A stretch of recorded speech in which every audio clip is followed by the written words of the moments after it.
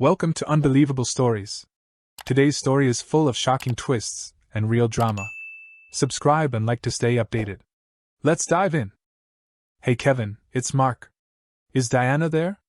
I didn't catch the sound of Kevin hanging up because Emily, my wife, was shouting and banging on the locked door of my home office. After a couple of minutes, I tried calling Kevin and Diana's number again. If you call again, I'm going to report you to the police, understand? Kevin warned. I get it, but I have something important to say. I don't care if you involve the police. I'm going to speak with your wife, and you can't do anything to stop it. Have a good night. I hung up, feeling a bit of satisfaction. Despite the pounding on the door, I leaned back in my chair, closed my eyes, and tried to make the last important decision of a long, stressful day. Should I call my brother-in-law's husband? I met my wife, Emily, in high school. I was a senior, sitting in the bleachers with my buddies, waiting for the start of a Thursday night football game. A group of girls from the junior class sat in front of us. As the game progressed, we took turns going to the concession stand. When it was my turn, a cute brunette named Emily joined me. We carried hot dogs, fries, and sodas back, and Emily and I ended up sitting together. She was smart, had a good sense of humor, and best of all, she didn't have a boyfriend. During the third quarter, someone shouted, "Are we going to Taco Bell after the game?" There was near unanimous agreement. I took a chance and asked Emily, I would rather have pizza than greasy fries. Want to go to Frank's Pizzeria? She agreed, and I was thrilled. Emily and I dated once a week for a couple of months and seemed to enjoy each other's company. We committed to going steady after 2 months and things only got better. Emily was my date to the senior prom, and I was walking on clouds as I escorted the most beautiful girl in our school to the dance. I was in heaven until I wasn't.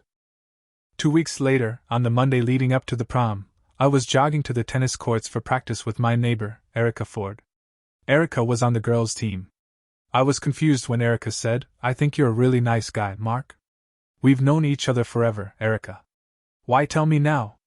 I asked. She punched my shoulder as we ran and said, "It's great you're letting Emily go to the prom with Chris Baker. Otherwise, had never get the chance."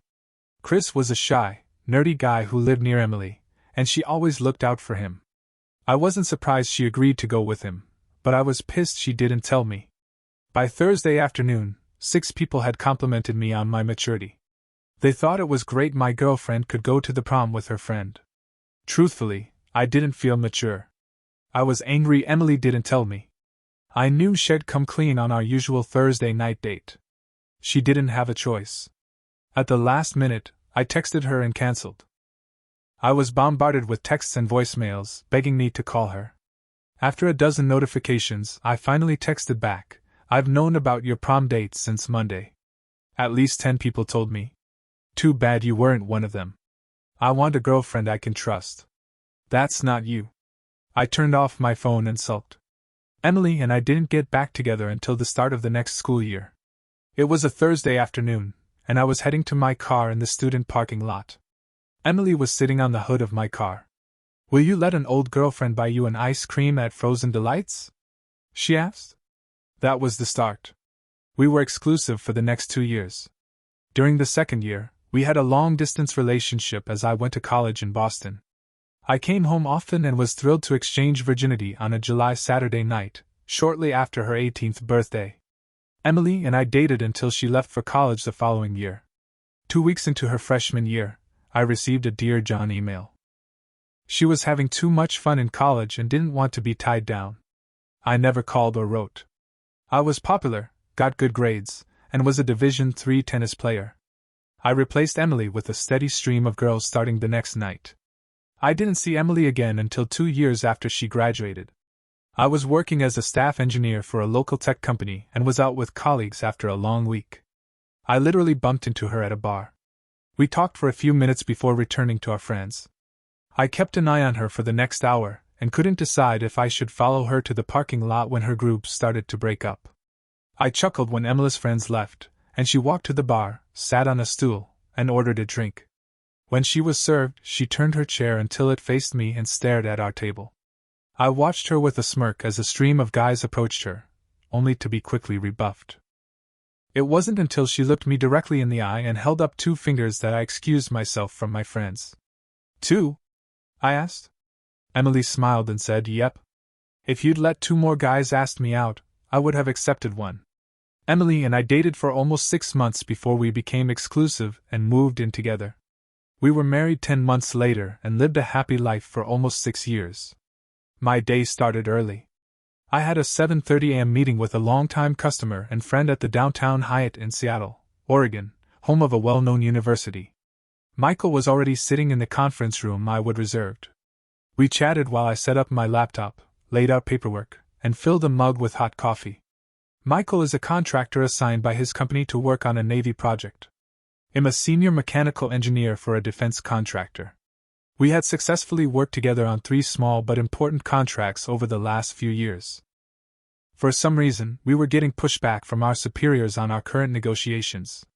We were told we had one more chance to solve the 7 critical issues before others in our companies would take over. Michael and I worked straight through lunch and finally took a deep breath at 2:45 p.m. "Do you think your company will accept it this time?" I shrugged and said, "I can't understand why our last 2 proposals weren't accepted." Michael wondered, "Do you think it might be a test to see if we're too close?" I chuckled and admitted I felt the same. Michael asked, "How about a drink?" I held up my notebook and said, "I've got over 30 pages of notes to figure out. A drink won't help. I'm going to hang out and transcribe the important resolutions into my laptop. I'll email you a memo by 9 a.m. tomorrow. Let's get on the phone immediately if there are any misunderstandings." "Sounds good," Michael said as he packed up. I walked Michael through the hotel lobby and stopped at the gift shop for a diet soda before returning to the conference room. As soon as I entered, I felt like the walls were closing in. I decided to change my location, packed my bag, and relocated to a quiet corner of the lobby. I checked in with the office and found some small problems had developed over the morning. I texted my wife and suggested she have dinner without me. Settling into a comfortable lobby chair, I got to work. The change in location helped, and I was able to plow through a great deal of work over the next few hours. I was so focused that I was surprised her laugh caught my attention. I looked up and recognized Diana, my sister-in-law, walking across the lobby in a little black dress and heels. She was headed to the check-in area with a tall, good-looking man who wasn't her husband, David. Without thinking, I turned on the camera app on my phone and took several pictures of the couple as they checked in. One picture made me steam as the man's hand dropped and gave her but a squeeze. I took more pictures as they walked to the elevator and a final set as they entered and kissed as the doors closed. I quickly walked over and saw they got off on the 8th floor. I was angry and confused. I loved Diana and counted her husband, David, as my best friend. I sat back in my seat dazed. Between the day-long negotiations and the shock of seeing Diana with another man, my brain was fried. I didn't notice the man sitting next to me until he reached out his hand. "Hi, I'm Alex, the general manager of the Hyatt." As we shook hands, I said, "Hi, I'm Mark Wilson. I rented conference room B22 today." Alex nodded and asked, "I saw you taking pictures of the couple who just checked in. Do you know them?" After a moment, I answered, "I know the woman." "Can I guess that you were surprised to see her with her gentleman friend?" "Very surprised," I told Alex. "Mr. Wilson, may I be blunt?" After I nodded, he continued, "I'm worried there's going to be trouble if you stay here. I've never gotten into the kind of trouble you're talking about. There's likely to be a confrontation, but I'll walk away before disturbing your guests." Alex looked around the lobby, which was fairly quiet. He handed me a folded sheet of paper.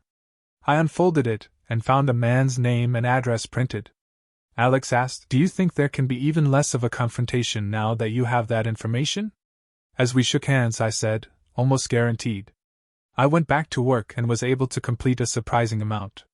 When Diana and her guy exited the elevator nearly 3 hours later, I was on my feet and walking toward them. I held my cell phone to my face, snapping pictures as I approached. Diana was confused at first, but when I lowered the camera, her jaw dropped, and she visibly turned pale.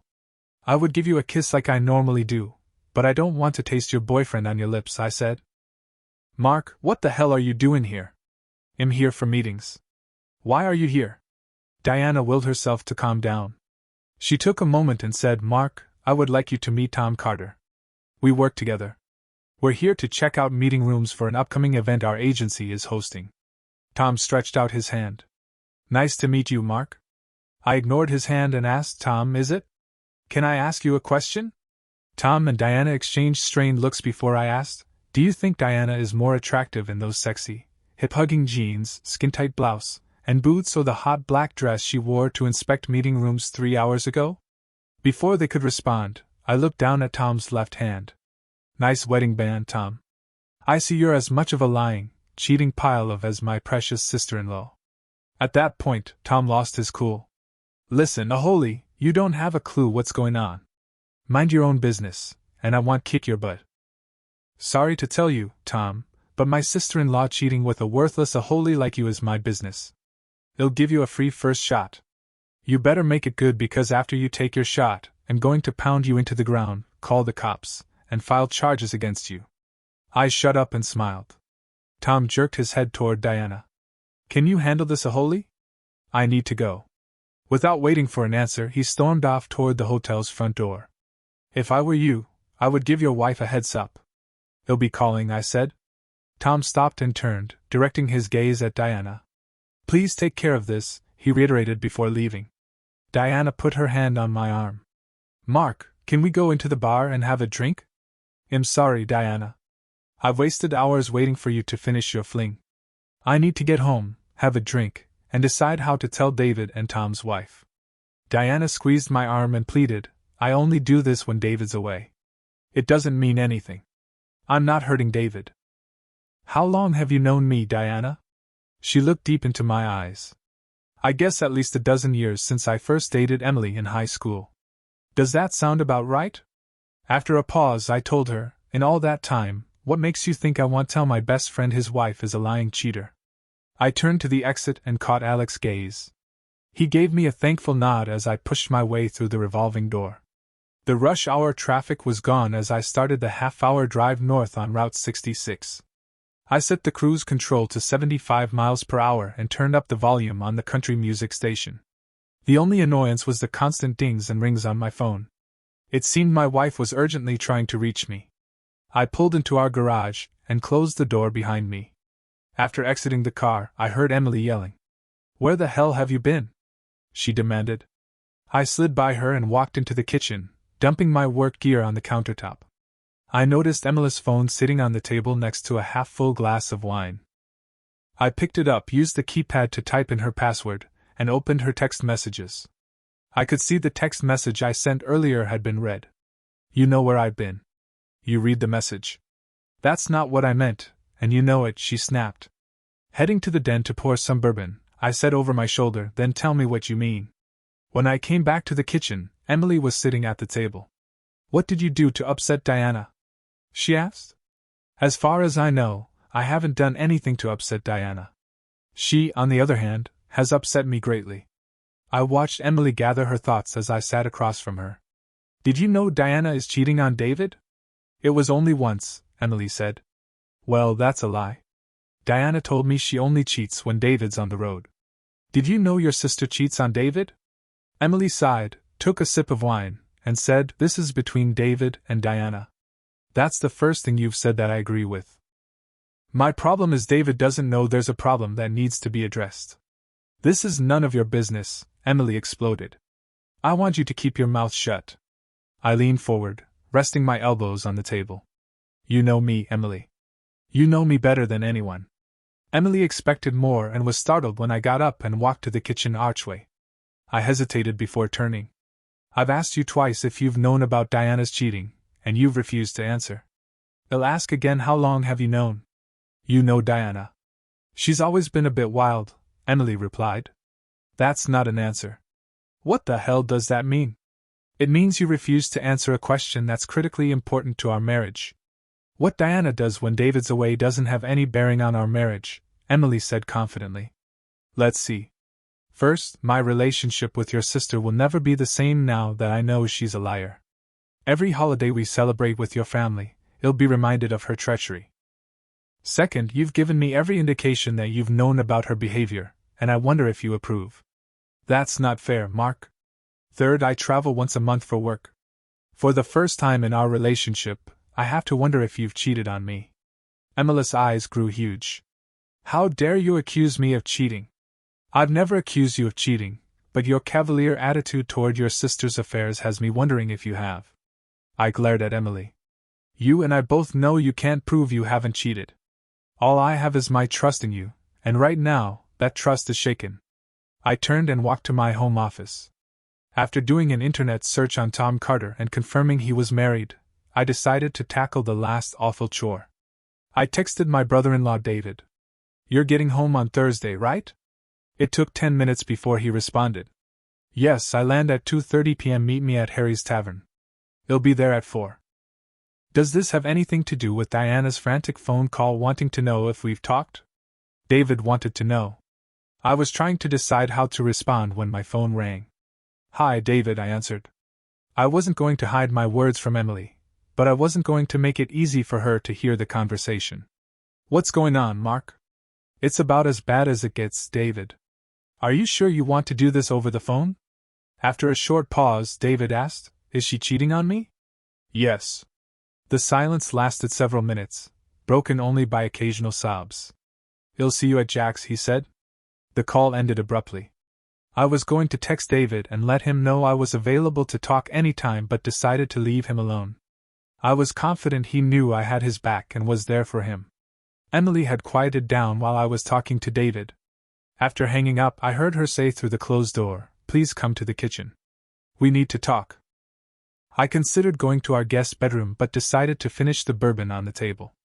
After easing myself into a chair across from Emily, I took a gulp and relished the slight burn in my throat.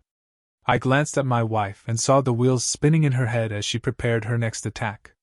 My brain was dead. I didn't have much fight left. I was waiting for Emily to start when my phone buzzed. "Jesus, when will this day end?" I exploded. I dug the phone out, looked at the screen, and saw a number I didn't recognize. "Hello? I'm sorry to call so late. My name is Diana Carter. Someone from this number called my house twice earlier this evening, upsetting my husband. I suspect the caller was trying to reach me. Diana, my name is Mark Wilson. I called earlier to speak with you. Let me guess. You're calling to tell me my husband is cheating with your wife?" "Close. He's cheating with my sister-in-law, Diana. I think they work together." After a long pause, she responded, "This is the third time I've received a call like this, and it will be the last. How does a man do this to his wife and kids?" The question was rhetorical, so I offered, "I have pictures of them checking in together at the downtown Seattle Hyatt, kissing in the elevator, and returning to the lobby 3 hours later." Diana was dressed differently after their date. The rest of the call was trading email addresses and a promise to send the pictures in the morning. After hanging up, Emily said Diana told me they had an open marriage. That's a lie. His wife and kids believe they're in a monogamous marriage. Apparently, this is the third time she caught him cheating. She's going to divorce him. Emily was stunned. I twirled the last of my bourbon in the glass before finishing it. After rinsing the glass, I headed to our bedroom. As I lay in bed and considered all that had happened, I concluded I wasn't to blame for all the sadness and destruction. As usual, my alarm went off at 5 a.m. Instead of starting the day exercising, I quickly showered, dressed, and headed to work. I wasn't trying to get away from Emily. I needed to get into the office and complete the memo of understanding and get it off to Michael. Thursday was busy. Michael and I needed to speak on the phone for 45 minutes to get the wording exactly right on a couple of points, but I was able to get the completed agreement to my boss by the noon deadline. I spent the afternoon catching up on emails from the previous day and headed home at 5 p.m., my usual quitting time. I had been wondering what the evening would bring and was only half surprised when I turned onto our street and saw Diana's car and her parents' car parked in front of my house. "It's going to be a long night," I groaned as I pressed the button to open the garage door. "What the hell did you say to David?" was the opening salvo from Diana as I closed the door behind me. Glaring at my frightened wife, I said, "I'm going to change. They'll be back in a few minutes, but I warn you, if I am disrespected by your family in my house, I'll throw everyone out the front door, including you, Emily." I didn't wait for a reply and hustled down the hall to our bedroom. After contemplating the coward's way out and climbing out the bedroom window, I decided to face Emily and her family. It was difficult walking by my open bottle of bourbon, but I thought it prudent to have a clear head. My second thought was screw it, and I returned to the bar. 1 inch didn't seem to be enough, and 2 inches were over my limit for polite conversation, so I settled for 1.5 inches of my favorite amber liquid. All eyes were on me when I re-entered the kitchen. Everyone was seated around the table. There was an empty seat between Emily and her father, Richard. Instead of sitting, I leaned against the kitchen counter, watched the group, and wet my lips with my drink. I liked my in-laws. They were good, solid people. Richard, my father-in-law, was a man I respected. He was straightforward and honest, and you always knew where you stood with him. If you remained on his good side, you couldn't have a better friend. If you crossed him, he could make your life miserable. Richard considered David and me as friends. My mother-in-law, Anna, thought of herself as a wheeler-dealer and businesswoman extraordinaire. She owned and operated a well-known local real estate franchise with an outstanding reputation. While Anna oversaw the day-to-day operation, everyone who mattered knew Richard was the brains behind its success. "Wouldn't you be more comfortable sitting here?" Emily patted the chair next to her. "I've been sitting all day. I'm good where I am," I replied. Diana had her emotions more under control. "What did you tell David?" she asked. I thought for a second before responding. I texted him and asked to meet when he got home tomorrow. I told him it was urgent. When he called and wanted to know what was wrong, I confirmed he wanted to talk over the phone. I told him you were cheating on him. He cried for a few minutes before he could confirm he'd meet me. I was somewhat surprised at how devastated the family seemed to be.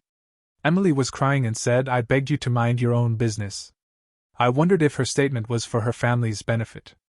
"And I told you it was my business," I answered. My mother-in-law jumped in, "That's debatable." Before I could comment, Diana asked, "Are you going to meet David tomorrow?" "I am." "What are you going to tell him?" She wanted to know. "I don't have much more to tell him. I've sent him the pictures I took and told him you were with Tom for just under 3 hours. I've sent him Tom's name and address, along with his wife's contact information. It'll be a support and a shoulder to cry on." "What about me, Mark?" Diana wanted to know. "Don't I deserve support too?" I actually cracked a smile as I looked around the table. "It looks to me like you have plenty of support, Diana. I'll stick with David on this one." "How do you know that David doesn't cheat on Diana while he's traveling?" "It's common for married men to stray when they're away from home," commented Anna. Although I couldn't imagine David cheating, if I was honest, I would have to admit I didn't have a clue how he behaved when he was away. Until yesterday, I never gave a thought that Diana was a cheater or that my wife might be cheating on me. The table exploded with, "How dare you!" And that's uncalled for. Emily was visibly shocked at my statement. So I jumped in and continued, "At least I was upfront, and told Emily that last night her cavalier and dismissive attitude toward Diana's cheating has me concerned. Richard, the girl's dad, told me, Emily has never cheated on you. I can't believe you would think so poorly of her." I knew I had to be careful with my next words. I didn't want to turn Richard against me. I purposely lowered the volume and harshness of my voice, looked Richard in the eye, and challenged, "Prove it." After a few moments of silence, I continued, "That's the thing, Richard. You can't prove that Emily hasn't cheated on me." I held up my hand when the protest started. "All I have is 6 years of absolute trust in Emily. I told her last night that my trust in her is shaken." "That's not fair, Mark," Emily interrupted. "I asked you 3 times last night if you knew Diana cheated on David, and you refused to answer. Instead, you changed the subject. You didn't lie, but you were dishonest." Emily looked at me as she admitted, "I've known about Diana's affairs. I haven't supported her, but I didn't want to cause a mess like this." She waved her hands, indicating our current problems. "I hoped her affairs would run their course and David wouldn't find out." I nodded. Although I was greatly disappointed that Emily hid her sister's infidelity, I could understand protecting her sister. "Do you remember the talk we had about being exclusive a few weeks before you proposed to me?" Emily asked. When I nodded, she looked directly into my eyes and said, "I promise I haven't had a romantic or intimate relationship since our talk. In fact, I haven't been with another man since we started dating after college." Call me naive, but I could see the angel I married 6 years earlier as she spoke those words. "I love you, and I believe you," I told my bride. Her family was kind enough to let a few moments pass before we continued our conversation.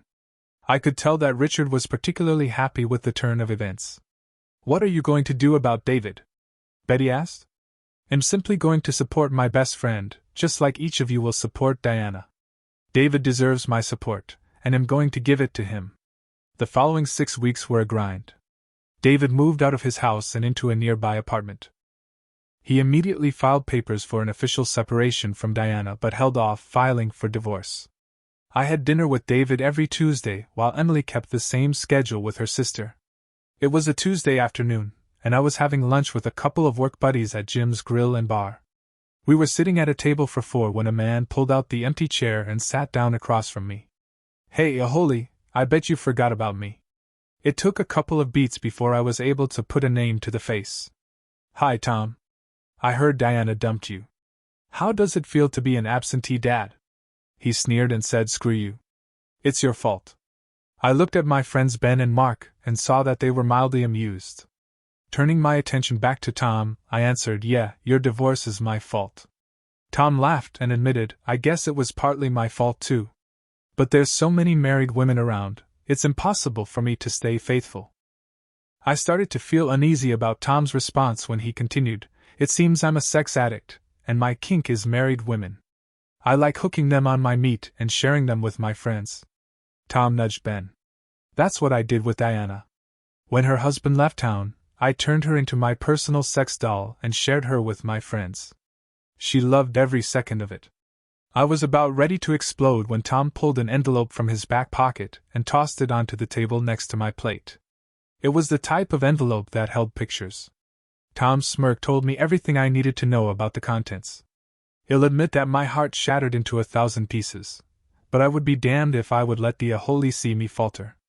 I picked up the envelope and stuffed it into my jacket pocket. "Trying to provoke me?" Tom asked. "Aren't you going to show your friends? I bet they'd love to see pictures and video of your wife and her sister screwing my boys. I've been turning her out for over 5 months.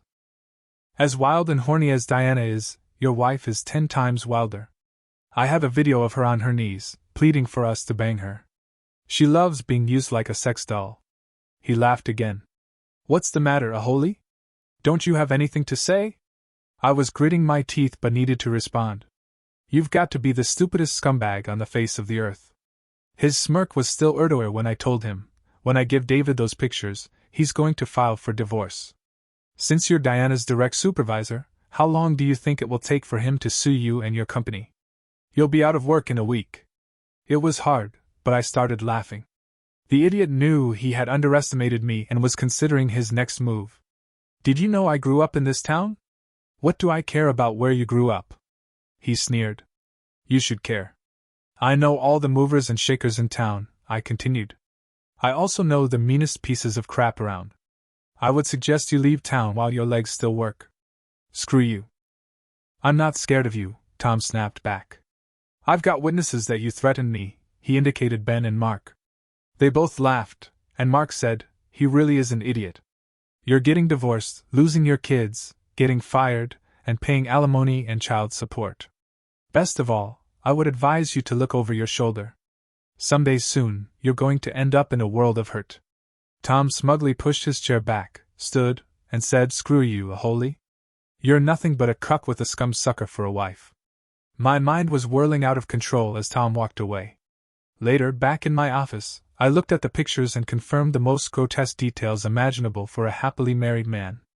There were explicit photos of Emily with several different men, and in a couple of pictures, she was surrounded by multiple men and a woman. A second set of pictures showed Diana doing many of the same acts. The video was even worse and crushed my soul. Emily and Diana loved being the center of a series of grotesque orgies. Cries of "screw me harder" were words I'll never forget. After gathering my thoughts and pushing the overwhelming sadness and anger aside, I called David and asked him to meet me for dinner. After 15 more minutes of staring off into space, I invited a second person to join David and me. I had tears in my eyes as I sat at my desk and continued to outline my plans. I knew it would be impossible for me to act normal around Emily. I had to get away. I traveled almost once a month for my company. Half of my trips were planned in advance, and the other trips were urgent and last minute. I texted Emily, "The Whitaker account is in trouble. I'm on my way to the airport." David and I had a very quiet dinner that night. After ordering beers, I handed him the small stack of pictures that Tom had given me earlier in the day. David was equally devastated for himself as he was for me. We agreed that divorce was the only option that worked for us, and we discussed the possibility of suing the insurance agency that employed Diana and Tom. In the end, we decided to follow the advice of our divorce attorney. We had been sitting at our table for well over an hour when I saw Frank enter the bar. He scanned the room, spotted me, and headed in our direction. He stopped to shake hands and exchange a few words with people at different tables. Frank is a generation older than David and me. His daughter, Kelsey, went through our school system 1 year behind me. Frank owned a large auto salvage yard just outside of town. 15 years earlier, when I was 16 years old, I was practicing my serve at the high school tennis courts one summer afternoon. Kelsey gave me a wave as she rode her bike past the courts. A few minutes later, as I was gathering up the balls scattered around the court, I looked up and saw 5 classmates forcefully pushing Kelsey under the baseball field bleachers about 100 yards away. I had a pretty good idea what the Aholes were thinking, and I knew Kelsey wasn't that kind of girl. I ran from the courts and was under the bleachers a few seconds later. Kelsey's t-shirt had been pulled off. She was screaming, crying, and trying to cover herself as the guys were tugging at her shorts. Brad Malloy turned just in time for the rim of my racket to connect with his nose. It exploded, blood splashing in every direction, and Brad let out a blood-curdling scream as he dropped to the ground. My backhand solidly connected with Evan Burns' cheek, and he was down for the count. I don't remember much after that. The 3 remaining Aholes tackled me and stomped the living daylights out of me while I was down. After they got the last few kicks in, they got scared and ran off. Kelsey continued to cry as I tried to get my bearings. We left her bike at the field, and she helped me to my car. I was barely able to drive but eventually pulled up to the front of her house. My car hadn't fully stopped before Kelsey jumped from the front seat and ran crying into her home. I had to get out of the car and circle it to close the door Kelsey left open.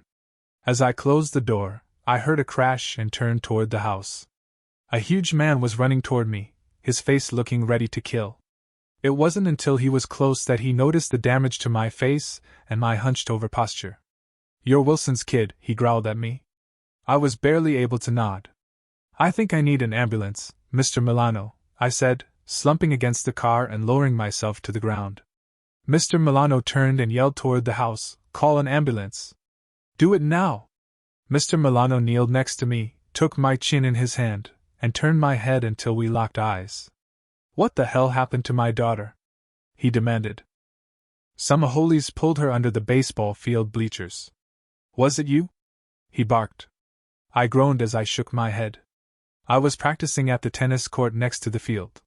Each word was painful. There was fire in his eyes as he asked, "What did those Aholes do to her?" When I got there, they pulled her shirt off. They were trying to get her pants off. She was still wearing her bra and shorts. If I wasn't in such pain, I'm sure his icy stare would have scared the life out of me. "I want their names. Brad Malloy and Evan Burns will be at the hospital when I get there." I busted their faces with my racket. I told him the other 3 names as an ambulance and police car pulled up behind my car. Mr. Milano leaned in until we were nose to nose.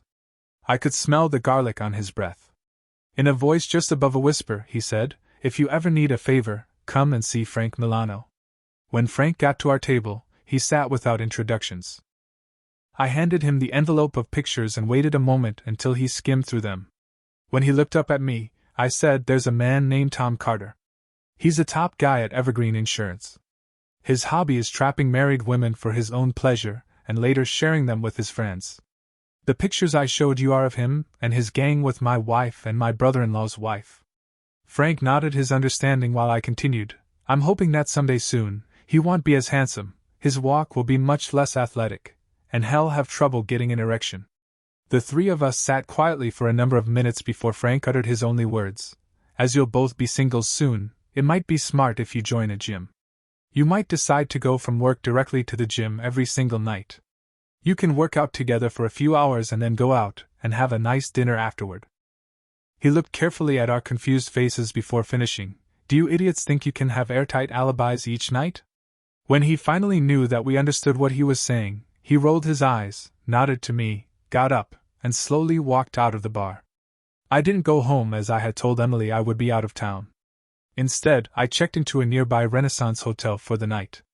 I was able to talk directly to my boss and gave him an abbreviated version of my troubles. He agreed to let me work remotely and email my team, telling them I was traveling into the following week. The uncomfortable recliner in the corner of the hotel room called me. I slumped into the chair, closed my eyes, and thought through the previous number of weeks. It was obvious to me that because of the hard line I took with her sister, Emily could not divulge her affair with Tom and his friends.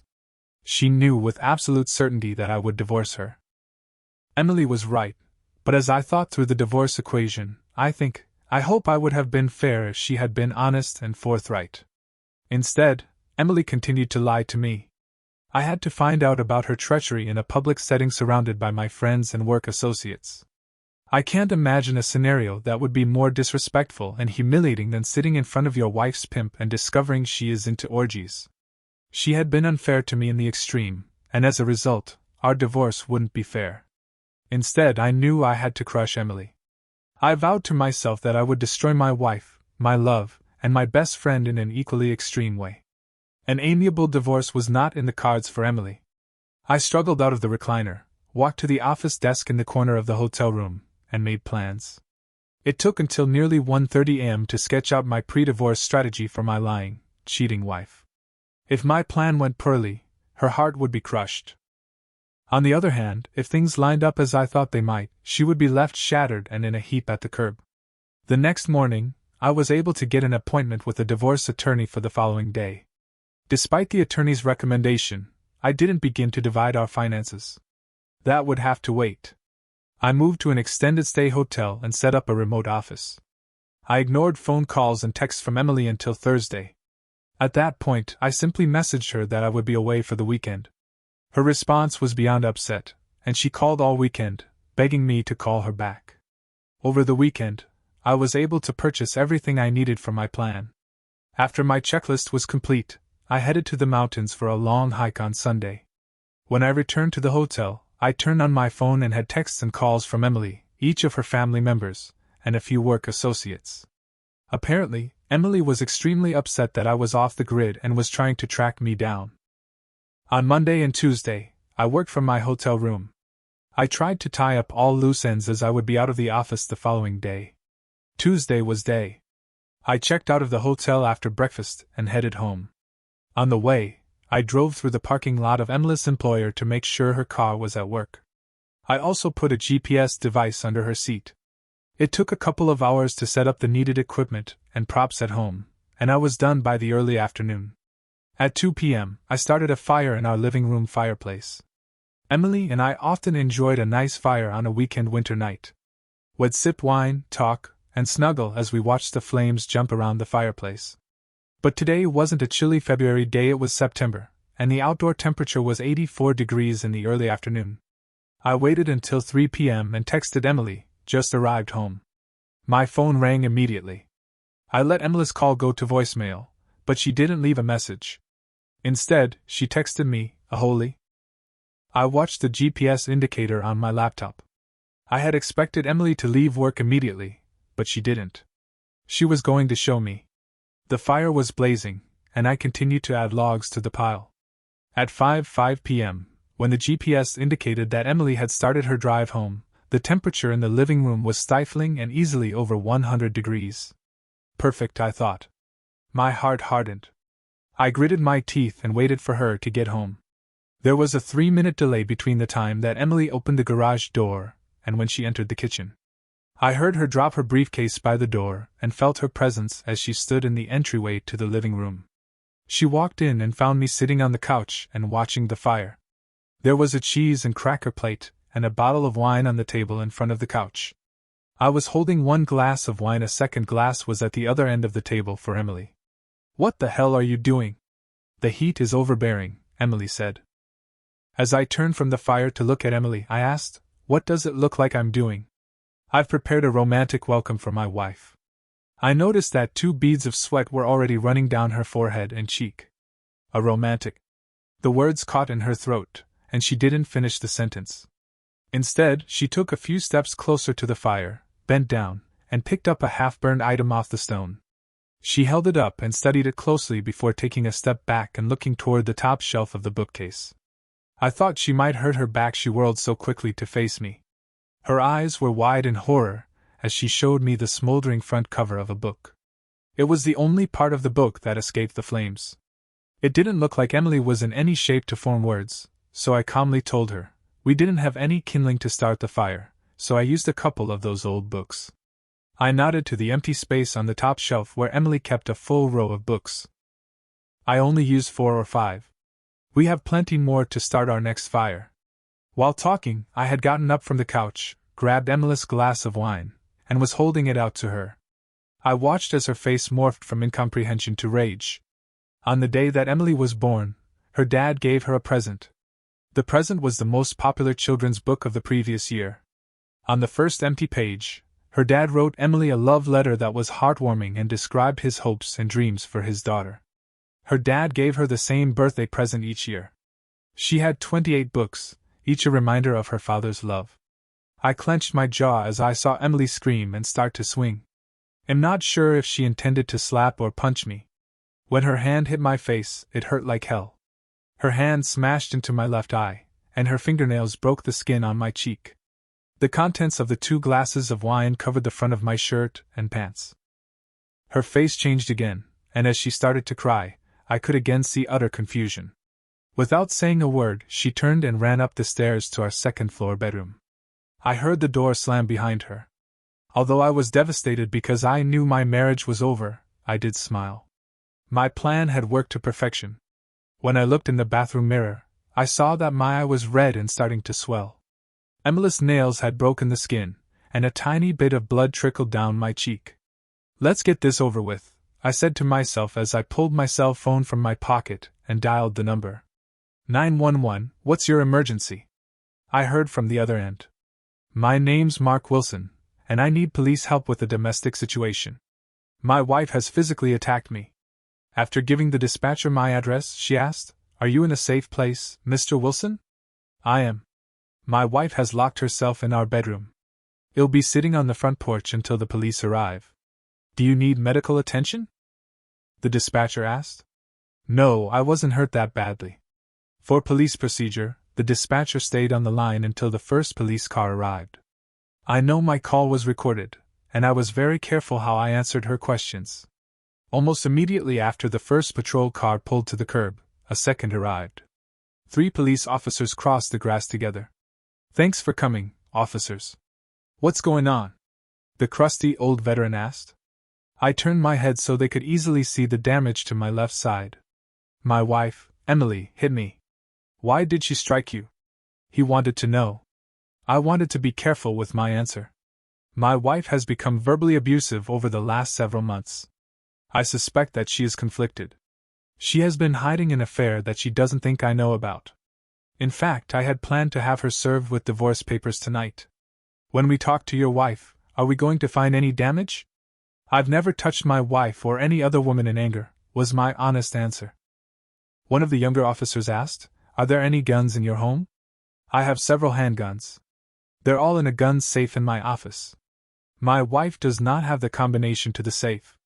As the 2 younger officers entered my house to talk with Emily, I said to the third, "Would you like to see a video of my wife hitting me?"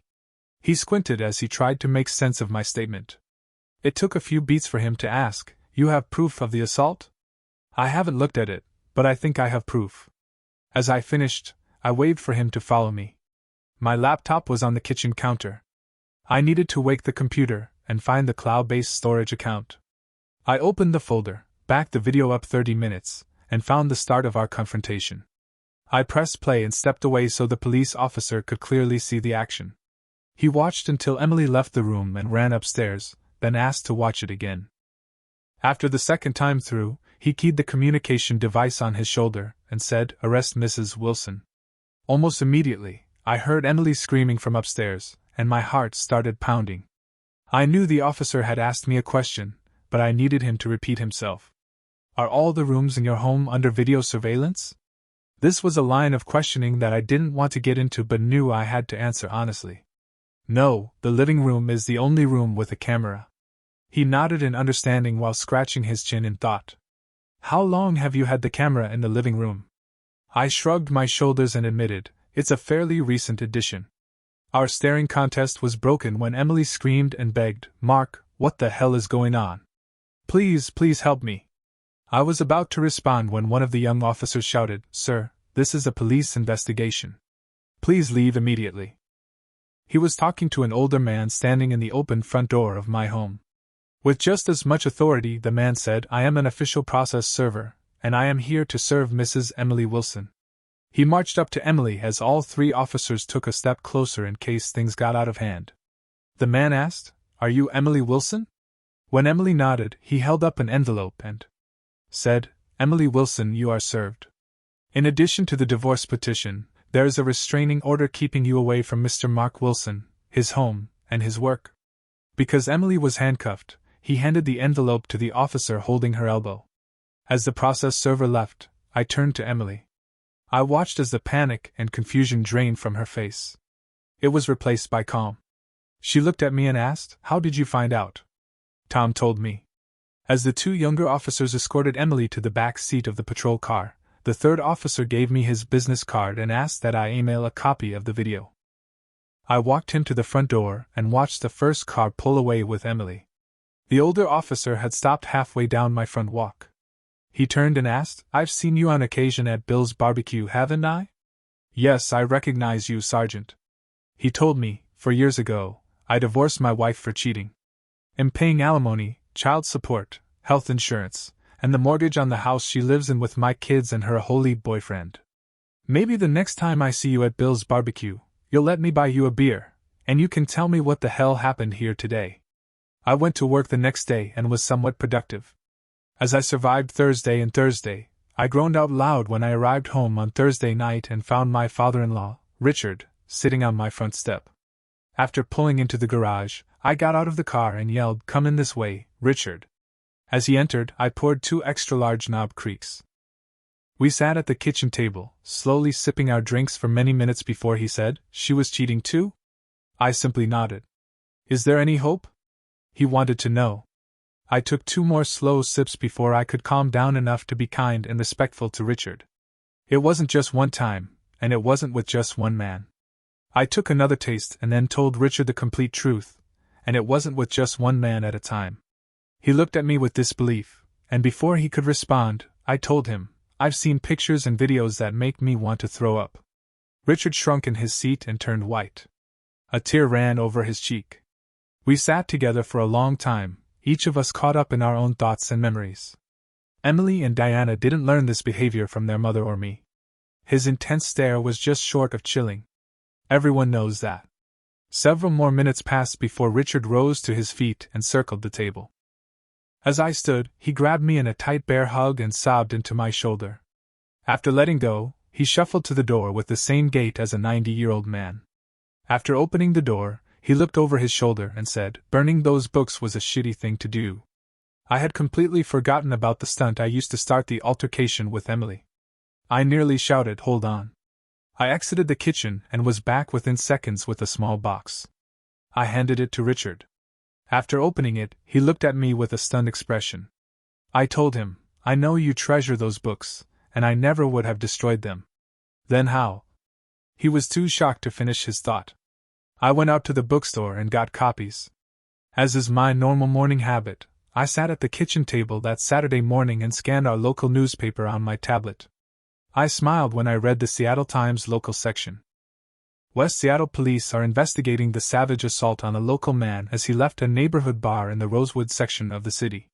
Michael Carter was attacked in the rear parking lot of the Crown at approximately 10:45.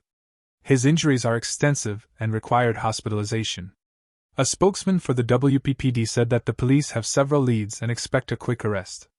It was a bright and sunny November morning. I watched the red Ford SUV park a few spots from me, and the driver slowly pulled himself out of the vehicle. Hi, Tom. You look like crap. I was in the parking lot in front of Riverside Rehabilitation and was sitting on the open tailgate of my Ford F-150 pickup. A little bird had told me that Tom had a 10:45 appointment. It might be a good idea if you get a handicap tag so you can park in a space closer to the building. You know, like the other cripples. In addition to the damage to his knees and feet, Tom also had a shattered jaw that would be wired shut for at least another month. "Cat got your tongue, Aholy?" I asked with a smirk. I have to give Tom credit, he hobbled toward me using a cane and stopped 10 feet away. He knew that David and I had been questioned by the police and later cleared, but I suspect in his gut he knew we were involved in his beating. Now he knew for sure. The hate in his eyes was palpable. I'm sure he was imagining grotesque tortures that would take months to complete. I was confident that Tom and I would meet sometime in the future. I didn't want to be looking over my shoulder for the rest of my life, so I arranged this meeting. Tom slowly turned and took his first shuffle when I said, "Marie Carter from Salem, Oregon. Susan Berg from Seattle, Washington. Lori Fitzpatrick from Tacoma, Washington." The hate in his eyes turned to confusion. "If anything happens to me from in a plane crash, if I drown on vacation, if I fall down a flight of stairs, I've made arrangements for my friends to visit your mother and sisters. My friends will beat their faces just like they beat yours. They will damage their legs just like your legs have been damaged. And Tom, I wanted to make sure he was listening carefully, my friends will kick their crotches just like they kicked yours." I waited a few moments while he digested the information before finishing. "While your mother and sisters are withering in pain, my friends will tell them their beating is your fault." I was surprised Tom stared me down for several long moments before giving me a quick nod. I wasn't sure whether he was nodding his understanding or calling a truce. He turned and stumbled along toward the entrance of the building. I'm glad to report it was my last contact with Tom Carter. I did give my divorce lawyer the power of attorney needed to handle all legal issues related to our split. We didn't have kids, we earned roughly the same amount of money, and most importantly, I didn't care about anything other than separating myself from Emily. I received a call from my lawyer a few weeks after I had Emily served. She told me, "We've reached an agreement almost exactly along the terms we discussed. However, Emily won't sign off until she's had the opportunity to talk with you." I mumbled a profanity and was advised, "Just do it. Sit down and let her talk. Get it over with." Hey Race Wood'll agree to have Emily sign the papers and you approve everything, so it's official. You'll meet with her for 1 hour in a conference room at your office after she signed the papers. I heard that should work before the call ended. 3 days later, I was sitting in the conference room. July, the paralegal, knocked on the door, opened it, and told me everything had been signed off and notarized. She nodded and backed away from the door, leaving Emily standing in the entrance. She had obviously put some effort into her dress and makeup, but that didn't matter. Emily was a knockout, at least to me, even dressed in a sweatshirt and ponytail. She circled the table, bent down, and kissed my cheek before taking a seat across from me.